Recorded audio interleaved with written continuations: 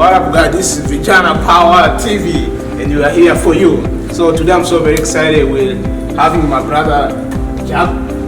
Yeah, Jackson Jack. Hi there.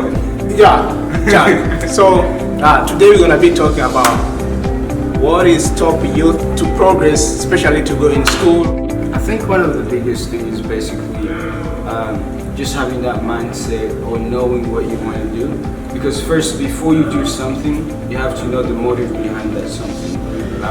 You have to know, why am I doing this? What am I gonna benefit from it? How will I go about it? Those type of stuff you have to know. Now, one of the biggest things that I think it's blocking people from like really going to the next level of their life or whatever they want to achieve is they're too scared. They're too scared of failing. They're too scared of, going out there and try to see the opportunities that are being given to them. Or maybe their parents are pushing them. Or maybe they're being pushed to something that they don't want to do. That pressure, because the world has a lot of pressure. Now, if you're being pressured into doing stuff, it can be really hard for you, and you can start thinking, oh, if I do this, I'll fail. If I do that, I'll fail. So they get too scared to really go to the next challenging level. Oh, wow. So, because this reminds me one day I talked with some guys that I stopped going to school and I'm scared. I don't have money. Correct. My daddy, he can't be able to afford, college. Exactly. So, and especially a lot of the youth, they don't know, what they want to do. Right. So, what can you help them to recognize the potential which is inside of them? Because are people that are good in musician, people are good for photography, are people are good to do a lot of stuff like public speaker, so they can do those stuff. So what can you do to make them be motivated with the school and be educated, especially young men from Africa, why they don't push themselves to be in those positions? Exactly. Just to answer your question on why people, are not being motivated to go to the next level. One of the biggest things that I think, or maybe it might be financial problems, I think people really need to go out, because there's a lot of scholarship, trust me. There's a lot of scholarships around. Now when someone says, I'm graduating with a lot of loans, it's because maybe there's somewhere you didn't do something right. Now if you go and look into, just type Google, look up scholarships, there's tons of scholarship that you can apply for. So I think it's being able to take out your time, sit down, because people are afraid, oh, I don't want to take this time, it's too much time, I could be doing something else, but I don't want to waste my time looking up for scholarships. Well, that's why you're going to have loans. So you need to take a time where you can sit down, focus, and start really looking out for those scholarships, so that later on, you're not like, oh, I don't have money, I can't go to college. In my opinion, if I stop going to school, I feel like I would really stop and I will never go back to school, because I have that feeling, I'm like, oh, I don't enjoy going to school anymore. I like what I'm doing right now. But if you have those scholarships, trust me, I think you're gonna wanna go further. And there's a lot of scholarships that people do not even apply for, that they're available. Like if you talk to Frank, like Frank that was here from BCTC, he knows more about those stuff. He's gonna guide you into the right way, because I don't want people to just say, I'm not going to school because I don't have, I'm not going to school because I don't have fast food, I don't have money, I don't have that. That's why Frank is there. He's there to help. Whatever need that you have, go to him. He's gonna try to do something. That's what networking means. There's a lack of network.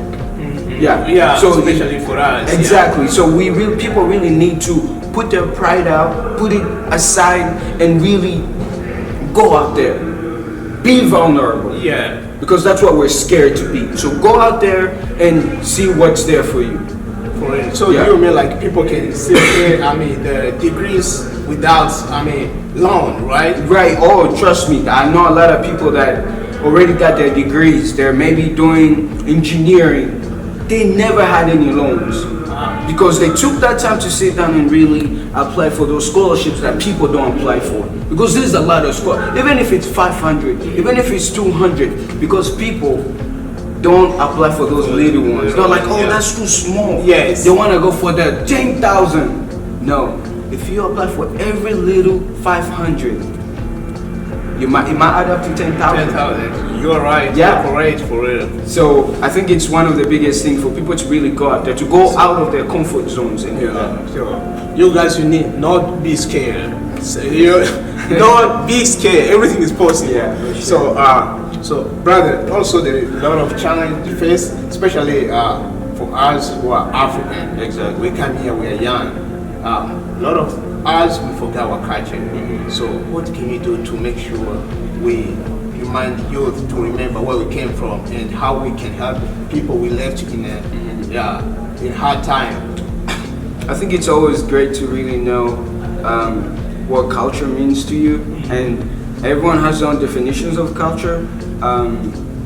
Maybe where you grew up, whatever you did, and where you are right now, you just need to look how that affects you.